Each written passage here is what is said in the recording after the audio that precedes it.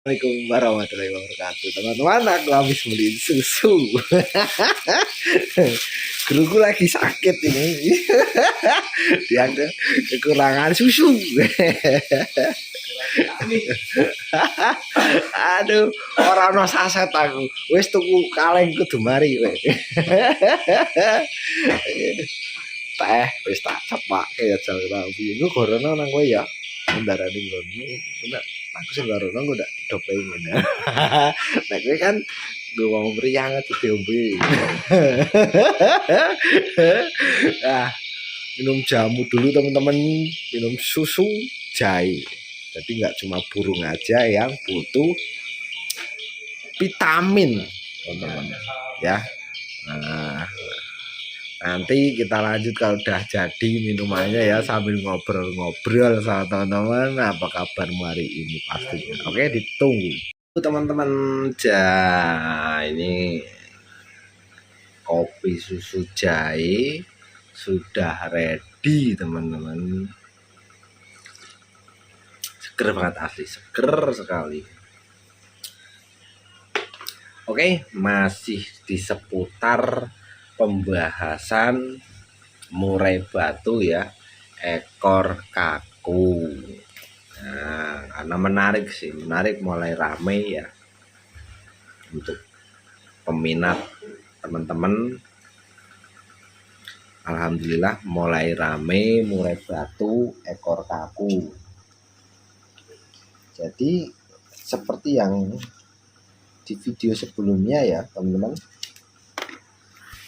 kalau murai batu ekor kaku itu yang jelas yang pertama itu memang sebenarnya sih kalau dibilang ngomong cepetan mana mungkin ya. Kalau cepetnya sih memang cepet ekor lentur.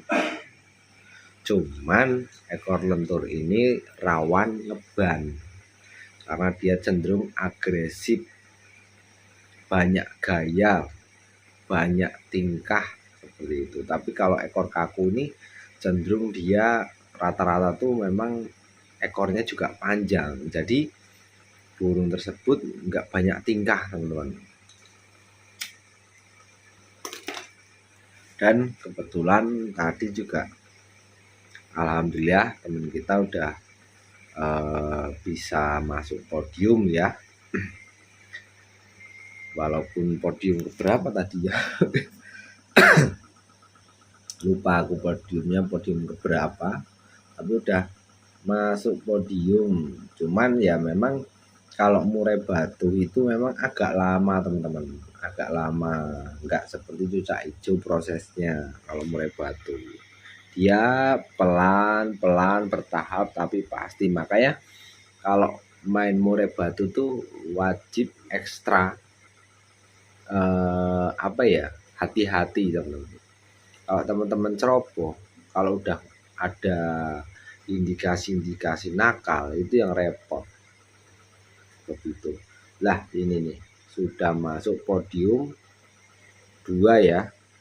Kelihatan kan? Juara 2. Ini ekor kaku. Ini tak sepil aja rawatannya di sini ya, teman-teman. Jadi biar teman-teman itu juga yang punya burung ekor kaku ini, murai batu ekor kaku ini, ataupun burung-burung yang sering digantang tapi pasang badan terus gaya tok nggak keluar materi, supaya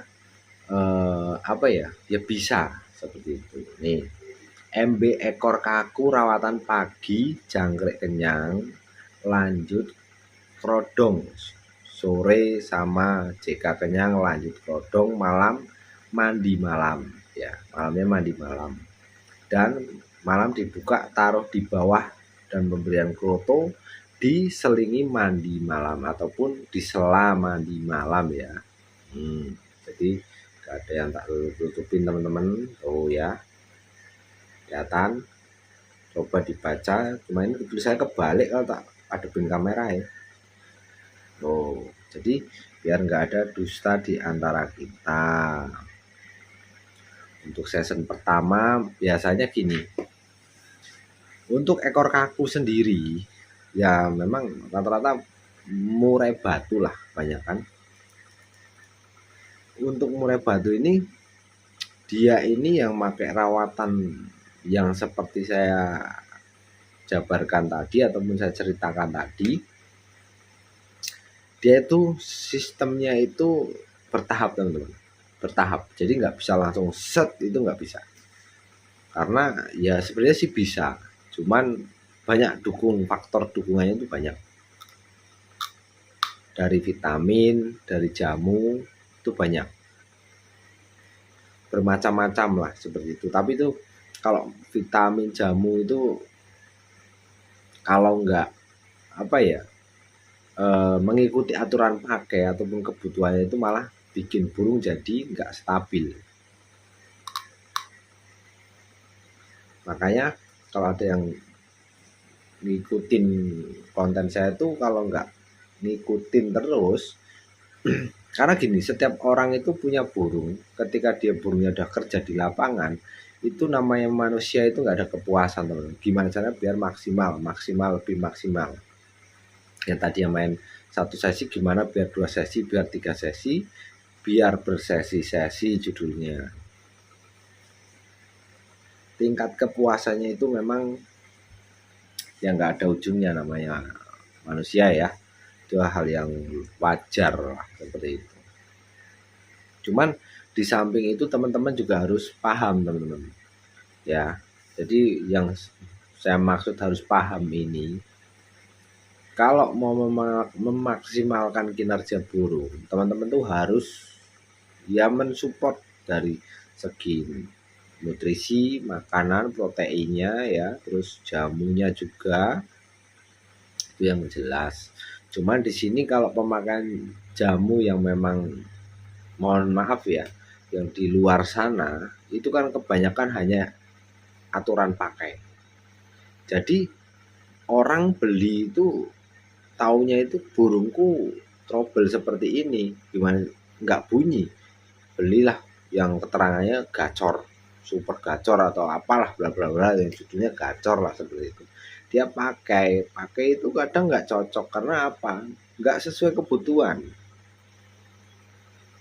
Burung yang tadinya bunyi kok jadi nggak bunyi, terus pasang badan, ya nekuk leher, itu terindikasi itu karena stres teman-teman. Larinya itu stres, nggak ada hal lain teman-teman. Larinya itu ke stres, seperti itu.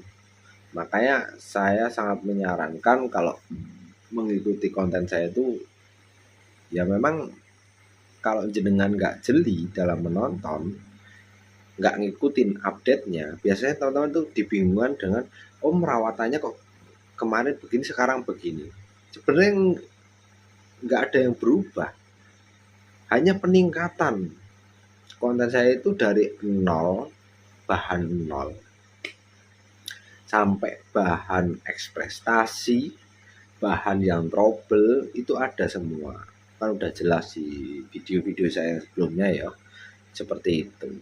Cuman mereka ini karena saya mengupdate terus, karena ya permintaan teman-teman sendiri. Burung saya seperti ini biar kuat main 2 sesi 3 sesi bagaimana, kan update terus. Kalau jenengan stuck di situ itu nggak bakalan berkembang.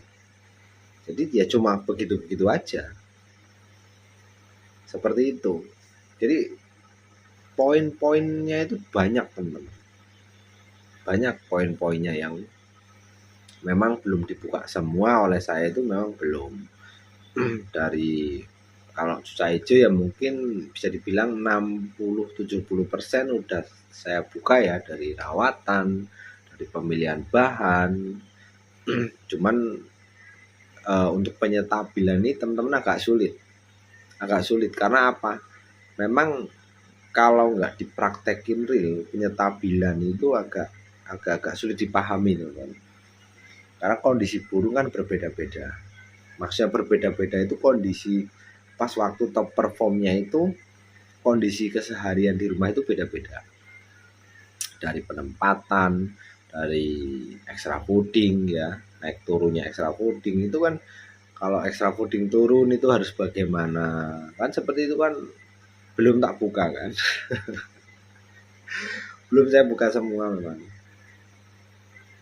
Karena memang untuk ngomong memaksimalkan ini, wah, namanya memaksimalkan kan sampai dia itu benar-benar di titik poin memang benar-benar yang namanya maksimal itu stabil ya. Kalau hanya kuat main bersesi-sesi cuman bertahan seminggu ataupun kadang-kadang anggot-anggotan, itu ya buat stabil. Itu buat apa? Kalau versi saya kan keinginan saya itu bisa stabil sampai dia memang benar-benar sudah waktunya istirahat, dalam artian ambrol dulu seperti itu.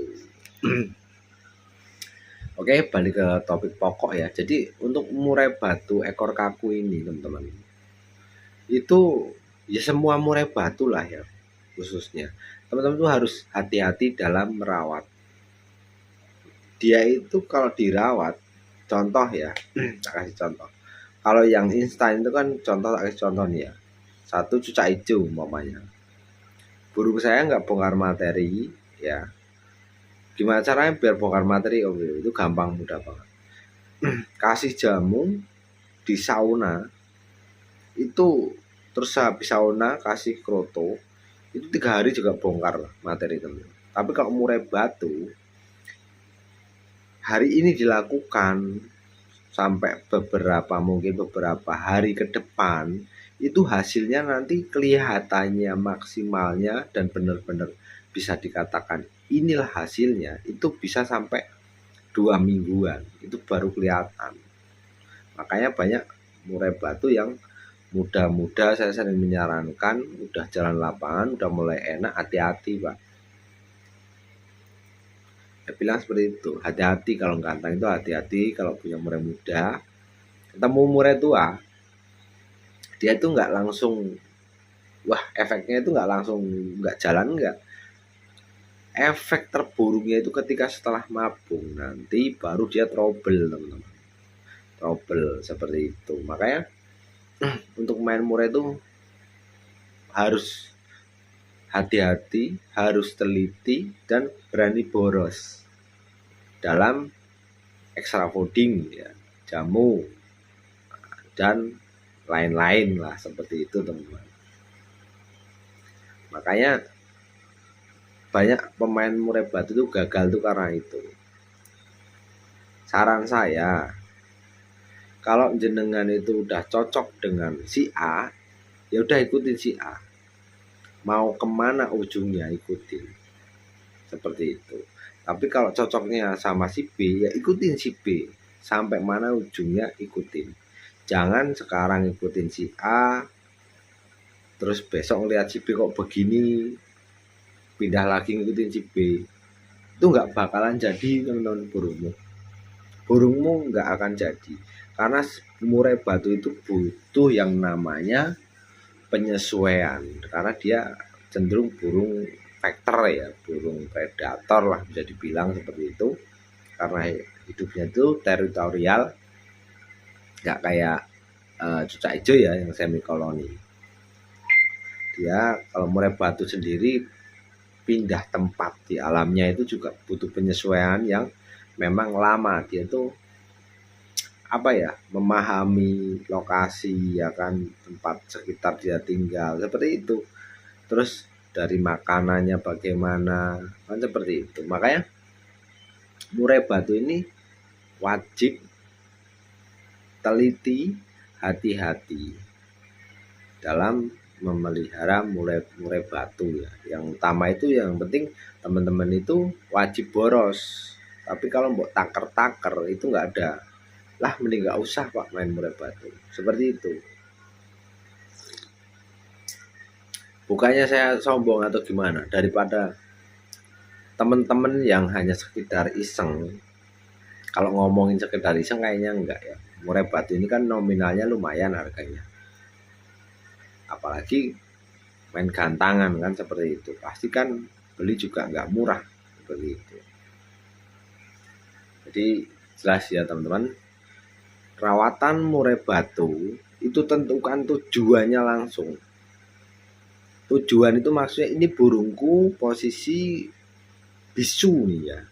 Tentukan tujuan agar gacor urutannya. Kalau gacor, udah gacor, itu barulah bongkar materi. Bongkar materi biasanya ada tahapnya, tahap dalam kerodong dan dibuka. Ada 2 tahap ya. Kalau masih gacor dalam kerodong itu belum percaya diri. Coba sekali dibuka. Kalau masih gacor itu baru mulai siap dibawa ke gantangan. Dan yang jelas ciri-ciri utama leher murai batu itu kalau yang siap dibawa ke gantangan itu nggak kayak burung dara. Tahu burung dara yang lagi bekur itu kan besar. Murai batu yang siap dibawa ke lapangan itu lehernya memanjang ramping seperti itu. Itu salah satu ciri-ciri fisik. Kalau ciri-ciri suara yang jelas sudah bongkar materi. Dan yang perlu diingat ketika video pagi hari dia mental ngeban atau enggak, itu yang bisa dibilang pendukung ya, seperti itu teman-teman. Dan juga untuk yang pesan burung sementara di hold dulu ya, karena udah yang kemarin itu udah sold out. Mohon maaf yang belum, mungkin bisa dikatakan belum kebagian, nanti di next lagi kalau memang ada yang cari bahan, jelas WA aja ke WA saya ya, di deskripsi ada, silahkan. Untuk harga memang aku jual mahal, nggak murah, supaya apa, orang yang niat memang ingin serius menekuni ataupun memang ya niat hobi bener-bener pasti ngambil. Tapi kalau yang istilahnya kurang yakin ya pasti nggak ngambil, seperti itu. Cuma enaknya kan mungkin kalau beli burung dari saya itu dipantau sampai jalan lapangan, diajarin istilahnya, dikasih relasi ya, arahan, ini harus seperti ini, harus seperti ini, kayak gitu. Kenapa saya menyarankan seperti itu? Karena yaitu merupakan servis. Ya wong yang nggak beli burung aja tak saranin, apalagi yang beli burung dari saya, ya pasti lebih tak saranin lagi. Karena untuk apa? Agar beliau nggak kecewa teman-teman, seperti itu. Jadi nggak, istilahnya ya harga mahal ya memang seperti itu, servisnya bagus. Dan untuk yang pesan harap apa ya, sabar, nanti kalau ada bahan lagi yang memang mungkin bisa dibilang untuk bahan belajar teman-teman, nanti silahkan WA aja langsung ke WA WhatsApp saya. Oke, sementara gitu dulu masukan dari saya. Selamat malam, selamat beristirahat. Assalamualaikum warahmatullahi wabarakatuh.